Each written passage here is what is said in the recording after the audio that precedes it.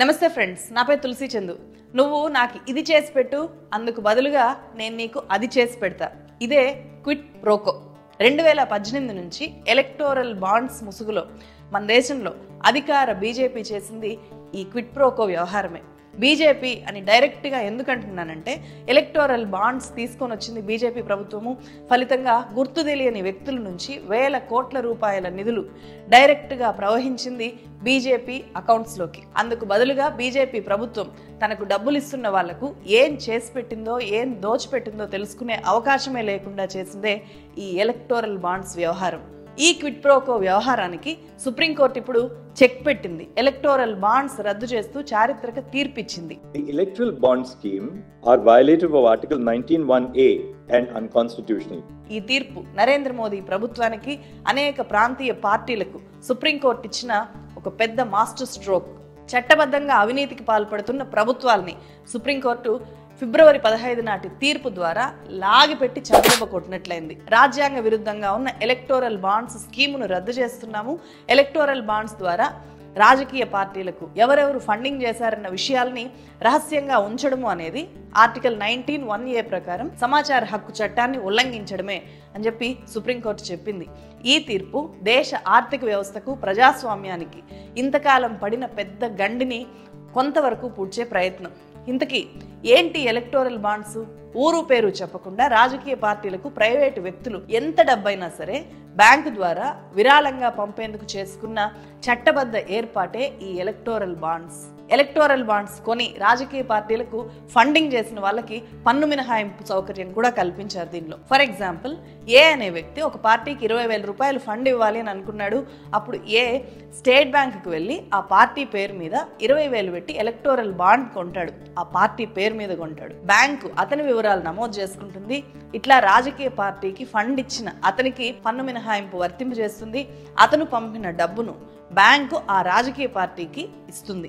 ఇక్కడ రాజకీయ పార్టీకి విరాళం ఇచ్చే వ్యక్తికి మధ్య బ్యాంక్ ఉంటుంది. 20,000 పంపింది ఎవరు అనే సమాచారము బ్యాంకు ఆ రాజకీయ పార్టీకి చెప్పదు.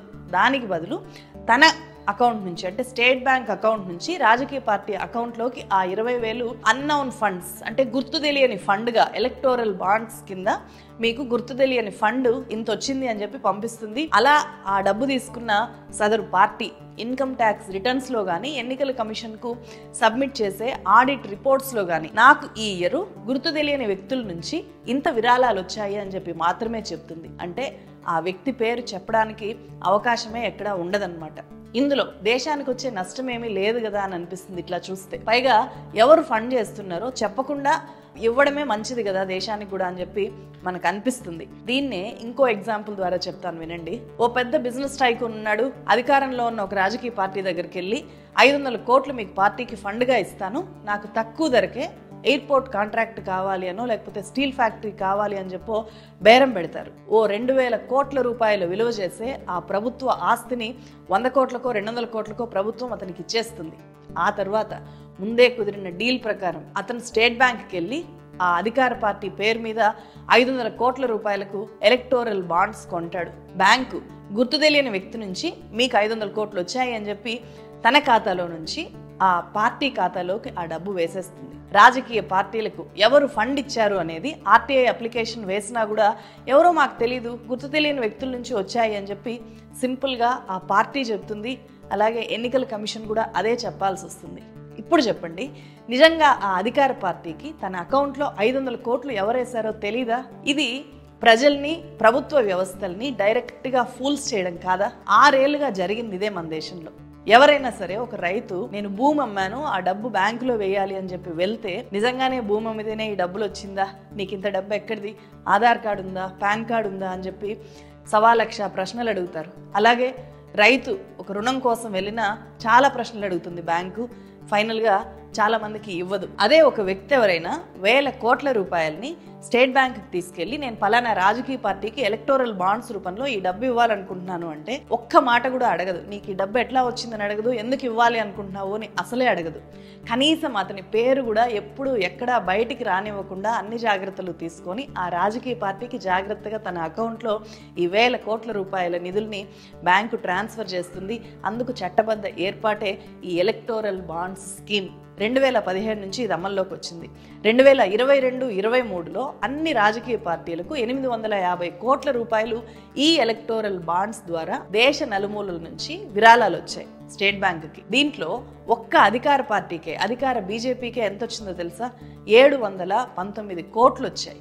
మొత్తం అన్ని పార్టీలకి వచ్చిన 850 కోట్లలో ఒక్క బీజేపీ వాటానే 719 కోట్లు. మిగిలిన Congress, Aam Aadmi, national peoples party ఇట్లా ఎన్నుంటే వాటన్నిటికీ కలిపి 131 కోట్లు వచ్చింది. అంటే అన్ని పార్టీలకు కలిపి వచ్చిన దానికంటే ఒక్క బీజేపీకి వచ్చింది 5 రెట్లు ఎక్కువ. ఎలక్టోరల్ బాండ్స్ ద్వారా 2018 నుంచి 2023 దాకా ఏ పార్టీకి ఎంత ఫండ్ వచ్చిందో చెప్పే చార్ట్ ఇది. ఒక్కసారి జాగ్రత్తగా చూడండి. 2017-18 ఆర్థిక సంవత్సరంలో అంటే ఈ ఎలక్టోరల్ బాండ్స్ రిలీజ్ అయిన వెంటనే బీజేపీ ఖాతాలో 210 కోట్లు వచ్చి పడిపోయిందలా. ఈ ఇయర్ కాంగ్రెస్ పార్టీకి 5 కోట్లు వస్తే జేడీఎస్ పార్టీకి 6 కోట్లు వచ్చాయి. దేశంలో మిగిలిన ఏ పార్టీకి కూడా ఒక్క రూపాయి కూడా రాలేదు అప్పుడు. ఇంక రెండో సంవత్సరము అంటే 2018-19లో చూడండి, బీజేపీకే 1450 కోట్లు వచ్చాయి ఆ ఒక్క సంవత్సరం.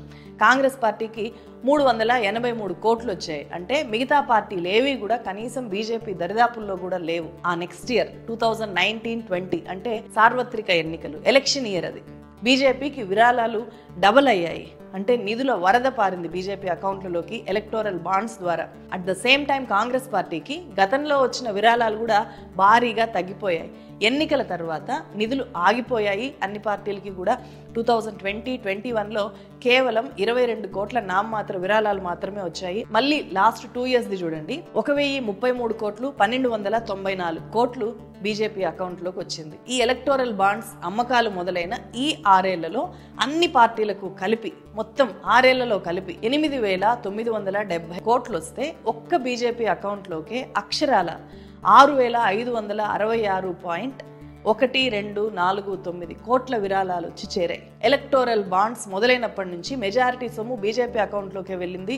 ఒక్క 2022-23లోనే 90% విరాళాలు బీజేపీ అకౌంట్లోకి వెళ్ళాయి అని చెప్పి అసోసియేషన్ ఫర్ డెమోక్రాటిక్ రిఫార్మ్స్ సంస్థ ఏడీఆర్ రిపోర్ట్ చేసింది. సుప్రీంకోర్టు ఇచ్చిన సంచలన తీర్పుకు కారణము ఈ ఏడీఆర్ సంస్థ చేసిన న్యాయ పోరాటం. అసలు ఏంటి ఏడీఆర్ సంస్థ, ఏం చేస్తుంది ఇది? ప్రజాస్వామ్యంలో ఎన్నికల వ్యవస్థలో పారదర్శకత పెంచి డబ్బు ప్రభావాన్ని తగ్గించే లక్ష్యంతో 1999లో కొంతమంది ప్రఖ్యాత విద్యా సంస్థల ప్రొఫెసర్లంతా కలిసి ఏర్పాటు చేసిన నాన్ ప్రాఫిట్ ఆర్గనైజేషనే అసోసియేషన్ ఫర్ డెమోక్రాటిక్ రిఫార్మ్స్ అనే సంస్థ ఏడీఆర్. ఒకసారి ఏడీఆర్ వెబ్సైట్లోకి వెళ్ళి చూడండి, మైండ్ బ్లాక్ అయ్యే పచ్చి నిజాలు దాంట్లో మనకు కనిపిస్తాయి. 20 ఏళ్లుగా చాలా ఎన్నికల సంస్కరణలు తేవడంలో ఈ ఏడీఆర్ కీ రోల్ పోషించింది. కేంద్ర ఎన్నికల commission, controller and auditor general recommendations, అవి ఇచ్చే రిపోర్ట్స్, ఆ డేటా ఆధారంగా పొలిటికల్ పార్టీలకు వచ్చే విరాళాలను విశ్లేషించి నివేదికను ప్రజల ముందు పెడుతుంది ఈ సంస్థ. అలాగే ఎన్నికలకు ముందు ఒక్కో లీడర్ మీద ఎన్ని క్రిమినల్ కేసులు ఉన్నాయి, అతని ఆస్తులు ఎలా పెరుగుతూ వచ్చాయి, ఇలాంటి కీలక వివరాలతో ఎప్పటికప్పుడు రిపోర్ట్స్ ని ఏడీఆర్ రిలీజ్ చేస్తుంది. వాటి ఆధారంగానే మన దేశంలో ప్రఖ్యాత పత్రికలన్నీ కూడా ఎలక్షన్ స్టోరీస్ రాస్తాయి. అందుకే ఈ మొత్తం కేసులో ఏడీఆర్ ఒక హీరో. ఎలక్టోరల్ బాండ్స్ అప్రజాస్వామికము అని 2017లోనే సుప్రీంకోర్టులో ఏడీఆర్ కేసు ఫైల్ చేసింది. అలాగే ఈ సంస్థతో పాటు సిపిఐఎం, కాంగ్రెస్ లీడర్ జయా ఠాకూర్ వేరువేరుగా పిటిషన్లు వేశారు.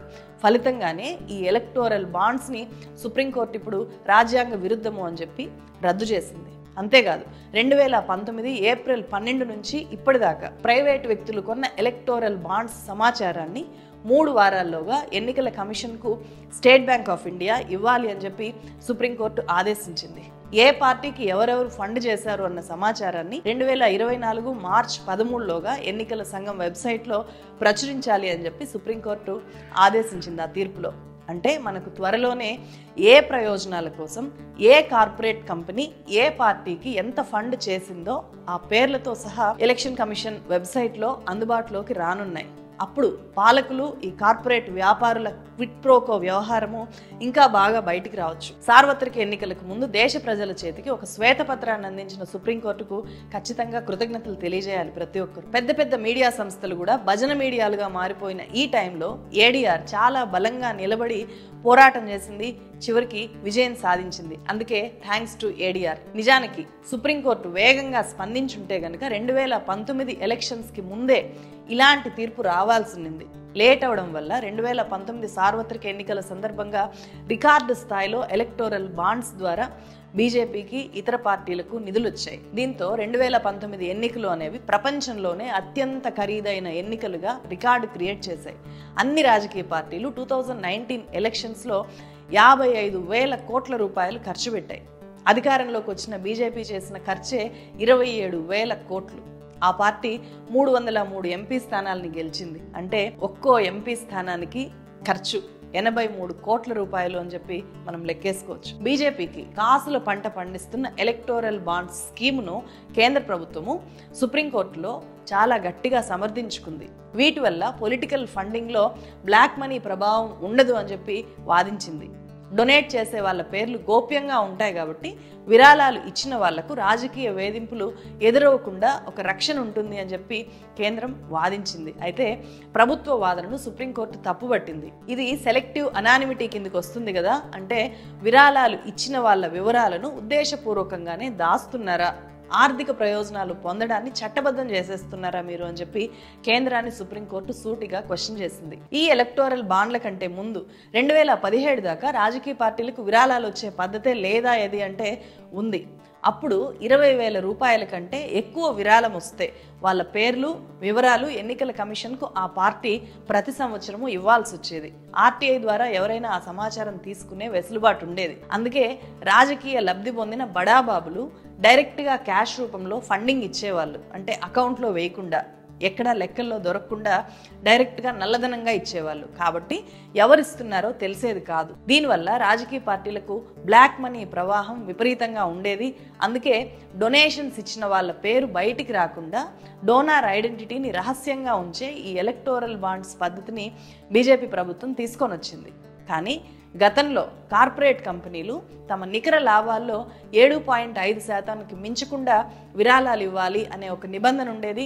ఈ నిబంధనను లేటెస్ట్గా అంటే ఎలక్టోరల్ బాండ్స్ తీసుకొని వచ్చినప్పుడు పూర్తిగా తొలగించి ఎంత ఫండ్ అయినా ఎవరైనా ఎన్నిసార్లైనా ఇవ్వచ్చు అని ఈ ఎలక్టోరల్ బాండ్స్ స్కీమ్ని తీసుకొని వచ్చారు. డోనార్ ఐడెంటిటీ ఎవరికి తెలియకుండా ఉండడం వల్ల తనకు కూడా సేఫ్టీ ఉంటుంది అని చెప్పి ఎలక్టోరల్ బాండ్స్ తెచ్చిన అప్పటి ఆర్థిక శాఖ మంత్రి అరుణ్ జైట్లీ అన్నారు. कि जो व्यक्ति डोनेशन देता है उसकी बैलेंस शीट में ये रिफ्लेक्ट होगा कि उसने इलेक्टोरल बॉन्ड्स खरीदे हैं. स्वाभाविक है किसी न किसी राजनीतिक दल को दिए होंगे, किसको दिए होंगे इसकी जानकारी नहीं होगी. ఎలక్టోరల్ బాండ్స్ అమల్లోకి వచ్చాక బ్లాక్ మనీని వైట్ చేసుకునే ఉద్దేశంతోనే భారీగా పొలిటికల్ పార్టీలు పుట్టుకొచ్చాయి మన దేశంలో. ఇది కూడా ఏడీఆర్ రిపోర్టు చాలా స్పష్టంగా చెప్పింది. 2017లో మన దేశంలో 1,500 పొలిటికల్ పార్టీలు ఉంటే 2021 నాటికి 2,858 పొలిటికల్ పార్టీలు రిజిస్టర్ అయినట్లు లెక్కలు చెబుతున్నాయి. అయితే వీటిలో 2,796 పార్టీలు అంటే మొత్తం పార్టీలో 97.83% పార్టీలకు ఎన్నికల సంఘం గుర్తింపు కూడా లేదు. వీటిలో మెజార్టీ పార్టీలు ఎన్నికల్లో అస్సలు పోటీ కూడా చేయట్లేదు. రిజిస్టర్ పొలిటికల్ పార్టీలకు విరాళాలు ఇస్తే పన్ను మినహాయింపు ఉంటుంది. కాబట్టే మనీ లాండరింగ్ కోసం, బ్లాక్ మనీని వైట్ చేసుకోవడం కోసం ఇంత ఎక్కువగా రాజకీయ పార్టీలు మన దేశంలో పుట్టుకొచ్చాయి అనేది మనం తెలుసుకోవాల్సిన వాస్తవము. ఏడీఆర్ రిపోర్టు ఈ విషయాన్ని చాలా స్పష్టంగా చెప్పింది. ఏడీఆర్ రిపోర్ట్ కానీ సుప్రీంకోర్టు తీర్పు కానీ మరో ముఖ్యమైన విషయాన్ని హైలైట్ చేశాయి. అధికార పార్టీ తలుచుకుంటే తన పార్టీకే కాదు ప్రతిపక్ష పార్టీలకి ఎలక్టోరల్ బాండ్స్ ద్వారా ఎవరెవరు ఫండ్ చేస్తున్నారు అనే సమాచారాన్ని ఈజీగా తెలుసుకోవచ్చు. ఎస్బీఐకి మాత్రమే ఎలక్టోరల్ బాండ్స్ని అమ్మే అవకాశము ఉండడం వల్ల ఆ పవర్ ఎస్బీఐకే మాత్రమే ప్రభుత్వం ఇచ్చింది. కాబట్టి ఎస్బీఐని ఒత్తిడి చేసి డైరెక్ట్గా ఎస్బీఐ నుంచి ఆ డేటానంతా ప్రభుత్వంలో ఉండే వాళ్ళు యాక్సెస్ చేయొచ్చు. అప్పుడు ప్రతిపక్షాలకు ఎవరెవరు ఫండ్ చేస్తున్నారు అనే విషయాన్ని కూడా అధికార పార్టీ ఈజీగా తెలుసుకోవచ్చు.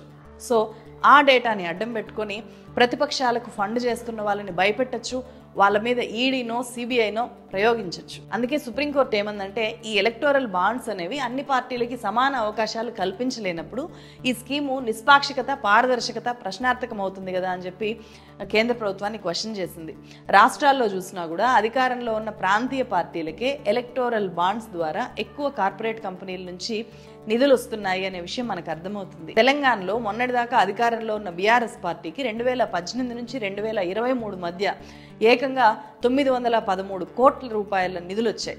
అత్యధికంగా విరాళాలు వచ్చిన పార్టీల్లో బీఆర్ఎస్ది 4వ స్థానం. అలాగే ఏపీలో అధికార వైఎస్ఆర్సీపీకి 382 కోట్ల రూపాయల విరాళాలు వచ్చాయి. అదే టైంలో ప్రతిపక్షంలో ఉన్న టీడీపీ ఖాతాలో 147 కోట్లు పడ్డాయి. ఈ 6 ఏళ్లలో 2021-22లో తమిళనాడులో డిఎంకేకు మొత్తం వచ్చిన నిధుల్లో 96% నిధులు ఈ ఎలక్టోరల్ బాండ్స్ నుంచి వచ్చినవే.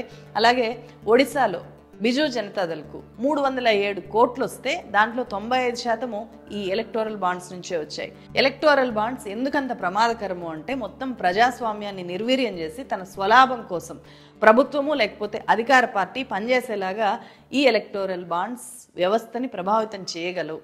ఓ పెద్ద వ్యాపార సంస్థ దేశంలో ఉండే ప్రభుత్వ ఆస్తుల మీద కన్నేసింది అనుకోండి, లేకపోతే తనకు పోటీగా ఉన్న ప్రభుత్వ రంగ సంస్థను దివాలా తీయించాలి అని అనుకుందనుకోండి, పోటీ లేకుండా చేసుకోవాలి అని అనుకుందనుకోండి, లేకపోతే దేశంలో ఉండే ఎయిర్పోర్టులనో పోర్టులనో వాటన్నిటిని సొంతం చేసుకోవాలి అని గనక అనుకుంటే రాజకీయ పార్టీకి ఎలక్టోరల్ బాండ్స్ ద్వారా వేల కోట్ల రూపాయలని ఫండ్గా ఇస్తుంది.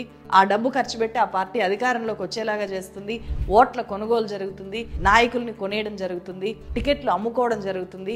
ఆ ప్రభుత్వాన్ని అధికారంలోకి వచ్చిన తర్వాత తన వ్యాపార ప్రయోజనాలకి అనుగుణంగా కీలుబొమ్మలాగా చేసి ఆ పర్టికులర్ కంపెనీ లేకపోతే ఆ వ్యాపారవేత్త ఆడించడం జరుగుతుంది. తనకు పెట్టుబడి పెట్టింది సదరు వ్యాపారవేత్త కాబట్టి అధికారంలోకి వచ్చిన ఆ పార్టీ కూడా అతని వ్యాపారాలకు లాభాలు చేకూర్చే నిర్ణయాలు మాత్రమే తీసుకుంటూ ఉంటుంది. నరేంద్ర మోదీ ప్రధానమంత్రి అయ్యాక గుజరాత్ వ్యాపారవేత్త గౌతమ్ అదానీ ఎట్లా ప్రపంచ కుబేరుడు అయిపోతాడు?